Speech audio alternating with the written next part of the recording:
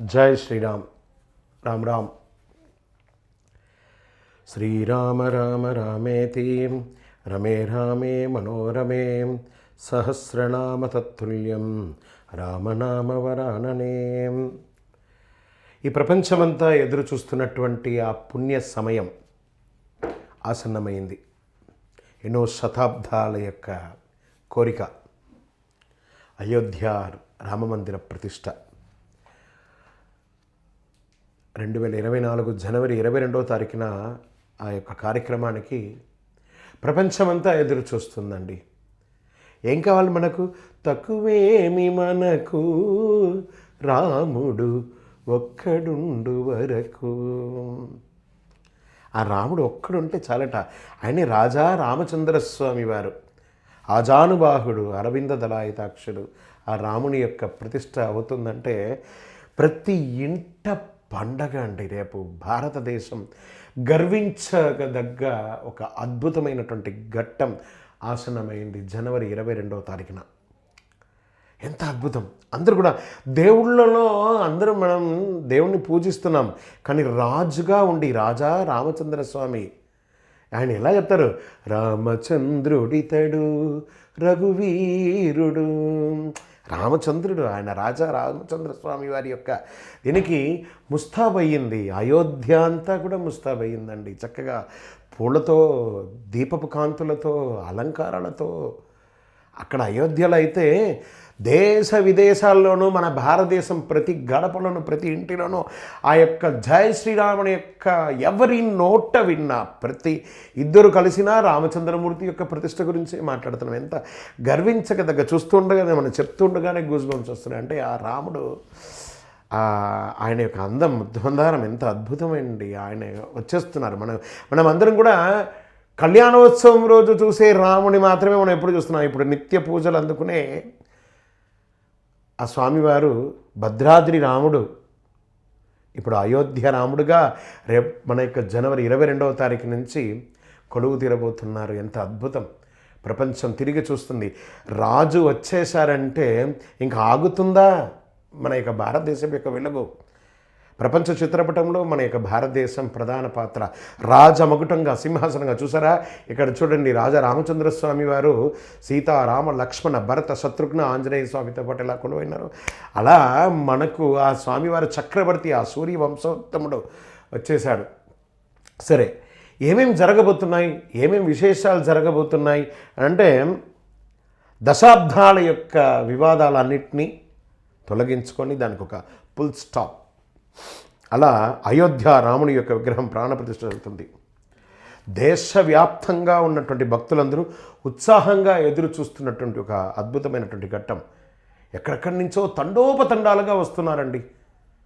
ఒక 14-15 వేల మంది ప్రముఖులకి భారతదేశంలో ఆహ్వానం కూడా వెళ్ళిపోయింది. ఒక 50,000 మందికి దర్శనం అయ్యేటట్టుగా రేపటి రోజు చేశారు. బంగారు చీర అందించారు. స్వామివారి కింద మన తెలుగు రాష్ట్రాల్లో ఉన్నటువంటి గొప్పతనాన్ని నేను మాట్లాడడానికి ఈరోజు ముందుకు వచ్చానండి. స్వామివారికి ఆ చీర మన తెలుగు రాష్ట్రాల నుంచి వచ్చింది. స్వామివారు ప్రాణప్రతిష్ఠ చేయబోయే ఆ కింద యంత్రం మన తెలుగు రాష్ట్రాల నుంచి వెళ్ళింది. స్వామివారి యొక్క ప్రధాన ద్వారం, సింహద్వారం మన తెలుగు రాష్ట్రంలో నుంచే వెళ్ళింది. ఇలా స్వామివారి బంగారు పాదుకలు మన తెలుగు రాష్ట్రం నుంచే వెళ్ళింది. స్వామివారి కింద గ్రనైట్ మన తెలుగు రాష్ట్రం నుంచి. ఎంత ఇవన్నీ గర్వంగా లేదా? ఎంత అద్భుతం! నేను తెలుగు మాట్లాడుతున్నాను. నా యొక్క జాతి ఒక మహానుభావుడు రాజా రామచంద్ర స్వామి వారికి నా వంతుగా కానుక అని చెప్పి ఒక్కొక్కరు ఎంత అద్భుతంగా ఇస్తారు. రామాలయంలో ప్రాణప్రతిష్ఠ చేస్తున్నటువంటి ఆ బలరాముని యొక్క విగ్రహం, శ్రీరామచంద్రుని యొక్క ప్రాణప్రతిష్ఠ మహోత్సవం అయోధ్య రామ మందిరంలో ప్రాణప్రతిష్ఠ కార్యం 12:20 ప్రాణప్రతిష్ఠ ప్రధానమైనటువంటి ఘట్టం. ఈ సమయంలో మనం ఏం చేయాలి? ఆ పంచగవ్య దీపంతో, నేతి దీపంతో రామజ్యోతిని వెలిగించి హారతి ఇద్దాం. మన ఇంటి పైన జెండా వెలిగిద్దాం. మామిడాకులు కడతాం, తోరణం కడతాం. ఇంటిల్లపాళి అందరూ కూడాను ఒక పండగ, దీపావళి పండగ ఎలాగో రేపు రామ కళ్యాణం, స్వామివారి యొక్క లోక కళ్యాణం జరగబోతుందండి. ఆ యొక్క ప్రాణ ప్రతిష్ఠ ఆ సమయంలో అందరూ కూడా మంగళారతి ఇస్తాం, వడపప్పు ఇస్తాం, పానకం ఇస్తాం, అన్నప్రసాద వితరణ చేస్తాం. మన యొక్క పరిసర ప్రాంతాలంతా కూడా పండగ వాతావరణం చేద్దాం. రేపటి రోజు రామాలయంలో ప్రాణ ప్రతిష్ఠ చేస్తే ఆ బలరాముడు అట్టహాసంగా జరుగుతున్నటువంటి ఈ కార్యక్రమానికి మనం కూడా అట్టహాసంగా ఉండాలి కదా.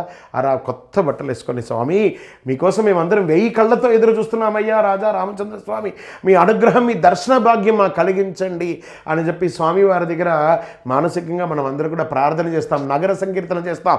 జై శ్రీరామ్, జై శ్రీరామ్, జై శ్రీరామ్ అనే యొక్క నినాదంతో మారుమోగేటట్టుగా ప్రతి ఒక్కరిని పలకరించేటప్పటికి రామ్ రామ్ అని చెప్తాం. రామ్ రామ్ 27 ఉన్నట్టుగా 2 27 27 27 54 54 108 సార్లు చెప్పినాడు. రామ్ రామ్ అంటే 108 సార్లు రామనామస్మరణ చేసిన ఫలితాన్ని పొందుతారు. కాబట్టి ఎక్కడ చూసినా రామ్ రామ్ రామ్ రామ్ రామ్ రామ్ రామ్ రామ్. దీంట్లో ఒక గొప్పతనం ఉంది. ఆంజనేయ స్వామి దగ్గరికి ఆ స్వామివారు, రాజా రామచంద్ర స్వామి వారు తన యొక్క అవతార అవశేషానికి ముందు అందరికీ వారి వారికి కర్మానుసారం అన్నీ అందిస్తున్నారట. లవకుశులకి, లక్ష్మణ భరత శత్రుఘ్నులకి, తర్వాత విభీషణులకి అందరికీ అందిస్తున్నారట. అప్పుడు ఆ సీతమ్మ అంటుందట, స్వామి ఇంత లోక కళ్యాణానికి కారకుడు ఆంజనేయుడు కదా, మరి అతనికి ఏమైనా ఇస్తున్నారంటే మంచి టైంలో గుర్తు చేసావు తల్లి అని చెప్పి ఆ ఆంజనేయుడి దగ్గరికి రాజా రామచంద్ర స్వామి వారు వెళ్తూ ఉంటే తన నాదుడు, తన యొక్క దేవుడు వస్తున్నాడు అనగానే ఆ ఆంజనేయ స్వామి వారికి పులకించిపోతుందట రోమాలంతా. వచ్చి నిమురుతున్నాడట, నాయనా ఏంటయ్యా నేను నిన్ను, నా యొక్క రామావతారం అయిపోతుంది, నేను వైకుంఠానికి వెళ్తున్నాను, నేను నిన్ను తీసుకువెళ్ళాలి అని అనుకుంటున్నాను నాతో పాటు అంటే, అక్కడ నా రాముడు ఉంటాడా అంటే, అరే నేను రాముడుగా ఉండను నాయనా, నేను మహావిష్ణు రూపంలో ఉంటానంటే, నా రాముడు ఉన్న చోటే నాకు వైకుంఠం, నా రాముడు ఉన్న చోటే ప్రపంచమన్నా. కానీ మరి ఏం కావాలి అంటే, నీ నామస్మరణతో చిరంజీవిగా ఉంటాను. ఏమయ్యా నా నామస్మరణ అంటున్నావు, నేనే నిన్ను పిలుస్తున్నాడు. స్వామి రామచంద్ర, మీ యొక్క నామం యొక్క గొప్ప చెప్తాను. మీరు ఇచ్చినటువంటి అంగుళ్యాన్ని నేను బొగ్గులో పెట్టుకొని సప్త సముద్రాలు తీసి అమ్మ జానకమ్మను చూశాను. కానీ మిమ్మల్ని నేను లంకకు తీసుకెళ్ళడానికి మీ యొక్క నామంతో జై శ్రీరామ్, శ్రీరామ్ అని చెప్పి రాసి ఒక రాతి మీద వేసి నీళ్ళలో వేస్తే అది ఫ్లోట్ అయ్యింది. ఆ రామ భక్తి అంత గొప్పదండి. ఎత్ర ఎత్ర రఘునాథ కీర్తనం తత్రత్ర ముఖమస్తకాంజలిం బాష్పవారి పరిపూర్ణచనం. మీ నామస్మరణ ఉంటే చాలు స్వామి, కలవు నామస్మరణ అంటే ఆ శ్రీరామ మంత్రమే అంత గొప్పది అన్నట్టుగా, అలాంటి రామ మంత్రమే ఇంత గొప్పదంటే సాక్షాత్ ఆ రాముడు ఇంకా ఎంత గొప్పవాడు. అలాంటి మహానుభావుడు వచ్చేస్తున్నాడండి ఈ యొక్క కలిలో.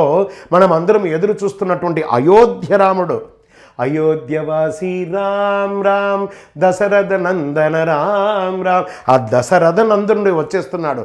అలా వస్తూ ఉండగా ఇలా వైకుంఠం, ఆ స్వామివారు ఆ భూలోకంలో అడుగు పెడుతున్నటువంటి శుభ సందర్భం రేపు 12:20 ప్రపంచం అంతా పులకించిపోతుంది. దారిద్ర్యనాశకుడు ఎవరైనా ఉన్నాడంటే ఆ రాముడు, ఆ రాజా రామచంద్ర స్వామి వారు అలా వచ్చేస్తున్నారు. ఆ ప్రపంచ దేశంలో ఉన్న జనాలు వస్తున్నారంటే 3 కోటి దేవతలు మన భారతదేశంలో జరగబోయే ఆ 12:20 జనవరి 22వ తారీఖున 3 కోటి దేవతలు ఇక్కడికి వచ్చేస్తున్నారంటే మన కోరికలు నెరవేరినట్టు కాదా? మనకు ఆశీర్వదించడానికి కలిలో 2024 ఒక గోల్డెన్ మైల్ స్టోన్ అని చెప్పచ్చు. ఎందుకు అంటే అది రాజా రామచంద్ర స్వామి వారు నా పుట్టినరోజు పలానా రోజు అని అంటే, నా రామచంద్ర స్వామికి ప్రతిష్ఠ చేసిన రోజు జనవరి 22, 2024 12:20 నా రామచంద్రుడు పురుడు పోసుకుంటున్నట్టాడు. ప్రపంచానికి ఎప్పుడో చేసుకున్నాడు. అక్కడ వచ్చేసి ఆ ప్రాణ ప్రతిష్ఠ చేసుకొని ఉన్నటువంటి స్వామి ఎక్కడ చూసినా రామమందిరంతో ఆ యొక్క ఆనందంతో ఉంటున్నాం. జై శ్రీరామ్ అనే ఆ జన్మ దీంట్లో ఎలా చేశాంటే ఈ కార్యక్రమం అంతా కూడా శ్రీరామ జన్మభూమి తీర్థక్షేత్ర ట్రస్ట్ మనలందరినీ ఆహ్వానిస్తుంది. ప్రాణప్రతిష్ఠ సమయంలో మీరు రాకపోయినా రేపటి నుంచి రావచ్చు మీరు దర్శనానికి అని చెప్పి మనకు ఆహ్వానం అడిగిస్తున్నారు. అయోధ్య రాముడి యొక్క ఆలయం ప్రతిష్ఠించిన విగ్రహాలన్నీ కూడా ఎక్కడి నుంచి వచ్చింది? కర్ణాటక శిల్పులు దాని అద్భుతమైనటువంటి శిల్పంగా 51 అంగుళాలతో రామ్లల్లా విగ్రహాన్ని తయారు చేశారట. చూడండి ఒక్కొక్క విశేషం ఈ యొక్క రాముడి దాంట్లో. శ్రీ రామనామస్మరణ వేద మంత్రోచ్చారణ మధ్య బాలరాముడి యొక్క విగ్రహం ఆలయం గర్భగుడిలో తీసుకుపోయి రామ్ రామ్ రామ్ జై శ్రీరామ్ జై శ్రీరామ్ చెప్పి ఆ గర్భాలయంలో చేర్చారు. తన సింహాసనాన్ని అధిష్ఠించడానికి సిద్ధమైనటువంటి రాజా రామచంద్ర స్వామికి జై అనే యొక్క నినాదంతో ఈ జాతి గుర్తించి గర్వపడే ఒక అద్భుతమైనటువంటి ఘట్టం 22 జనవరి 2024 12:20 అయోధ్య ప్రభు శ్రీ రామచంద్రమూర్తికి జై అనేటట్టుగా చాలామంది ఈ విగ్రహాన్ని చూసి తమ జీవితంలో నేను పొందినటువంటి ఆనందం ఈ ప్రపంచమంతా పొందాలని ఆనందపడుతున్నారు. వందల తరాల కోరిక అండి ఇది. రామమందిరం ప్రతిష్ఠ వేడుక ఎలా జరుగుతుందంటే కలియుగ వెంకటేశ్వర స్వామి వారైనటువంటి కలియుగ వెంకటేశ్వరుడు వారి యొక్క సన్నిధానం నుండి 1,00,000 మందికి లడ్లు ప్రసాదం. ఎంత గొప్ప అండి అది, చాలా గొప్ప కదా. 1,00,000 ప్రసాదం. తీర్థాలు, ప్రపంచ దేశంలో ఉన్నటువంటి అన్ని నదీ జలాలతో స్వామివారికి అభిషేకం. ఆ యొక్క విగ్రహాన్ని ఆ శిల్పి ఆ ఉల్లితో కొట్టి అవన్నీ చేస్తూ ఉంటారు కదా. ఆ ప్రాణప్రతిష్ఠ చేసినప్పటికీ స్వామివారికి మంగళ స్నానం.